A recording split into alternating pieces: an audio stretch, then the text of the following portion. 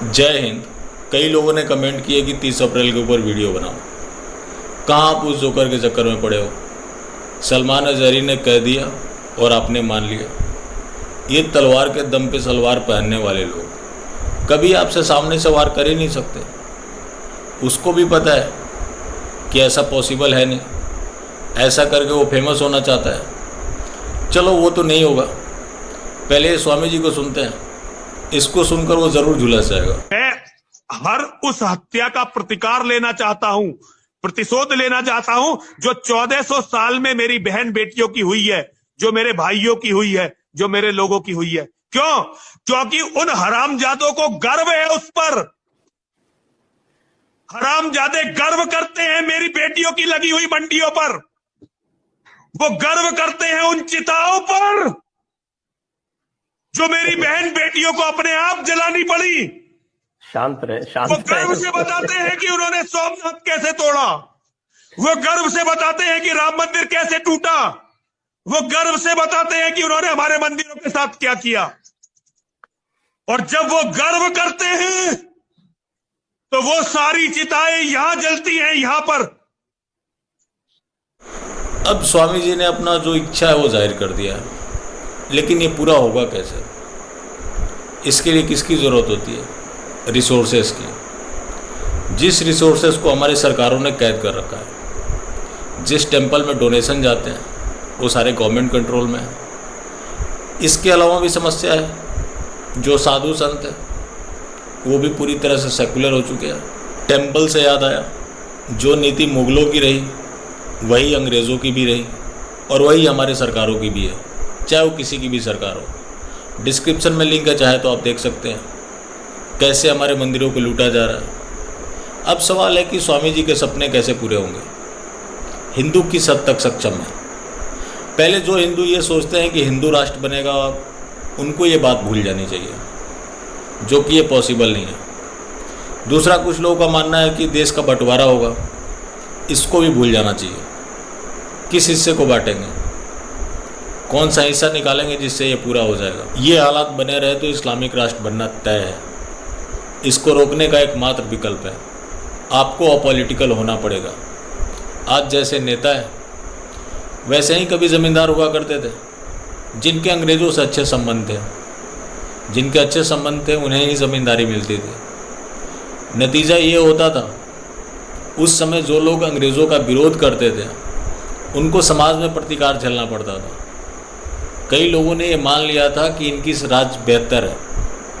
यही वजह है कि भगत सिंह को आज भी टेररिस्ट कहा जाता है।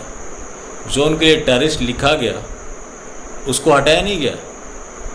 आज वो हमारे लिए क्रांतिकारी हैं, लेकिन तब वो आतंकी थे। आज हमारा समाज उन्हीं गलतियों को दोहरा रहा है। बंगाल में चुनाव चल रहा है, बड़े बड़े यूट्यूब चैनल जो कि राष्ट्रवादी भी हैं, वो पकड़ के शांति दूतों का इंटरव्यू लेते हैं। वो भारत माता की जय भी बोल देते हैं, जय श्री राम भी बोल देते हैं। उनको भगवान राम से कोई समस्या भी नहीं है। नीचे आप लिखना शुरू कर देते हैं, आपके जैसे लोगों की ज़रूरत है।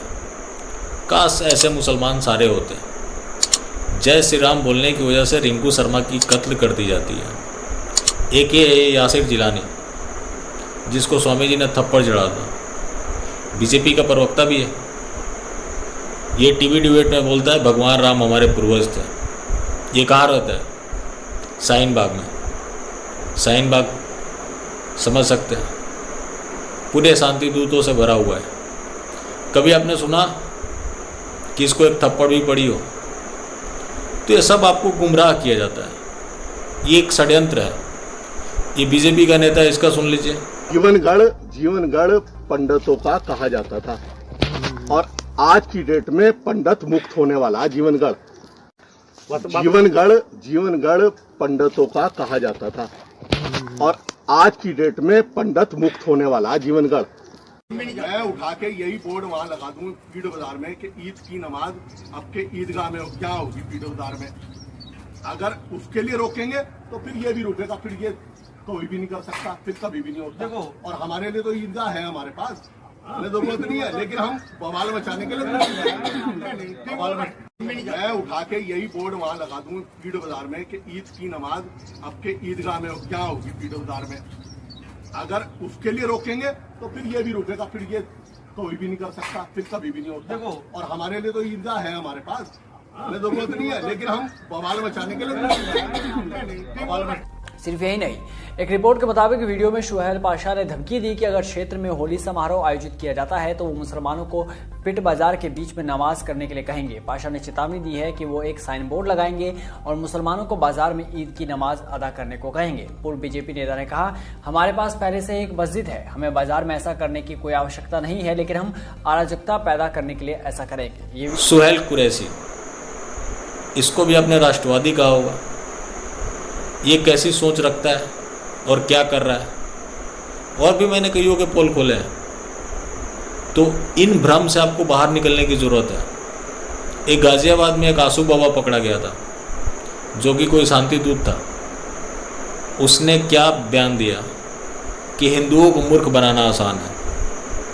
आज स्वामी जी के साथ जितने आपको राष्ट्रवादी मुसलमान दिखते हैं, कोई खड़ा है क्या? किसी ने आवाज़ उठाई? सब चुप है। जो चुप है वो ज़्यादा खतरनाक है। एक कोई सैफी करके है, इन्होंने स्वामी जी के पक्ष में आवाज़ उठाई है। सोचिए 25 करोड़ की आबादी में एक, तो आप समझ सकते हैं कि इनकी जहनियत क्या है।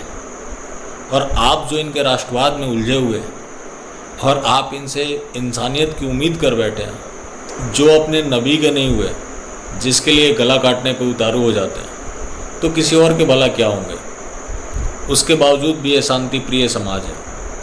अब मेरे शांति प्रिय बोलने से कई लोगों को एतराज़ होता है कि ये लोग तो अशांति प्रिय हैं, तो मैं क्या करूं। नरेंद्र मोदी जी ने कहा था कि शांति प्रिय समाज, इसीलिए हम लोग भी शांति प्रिय समाज बोलते हैं।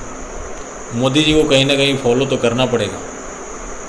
ये समाज किसी भी चीज़ पर चर्चा क्यों नहीं चाहता है?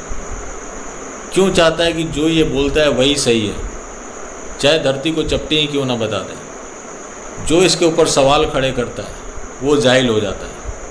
अब आप खुद इमेजिन करें, जो धरती को चपटी मानता हो उससे बड़ा जाहिल कौन हो सकता है। लेकिन फिर भी जो आपका भरोसा है ख़त्म होने का नाम नहीं ले रहा, तो याद रखना एक दिन आपको ही ख़त्म करके माने।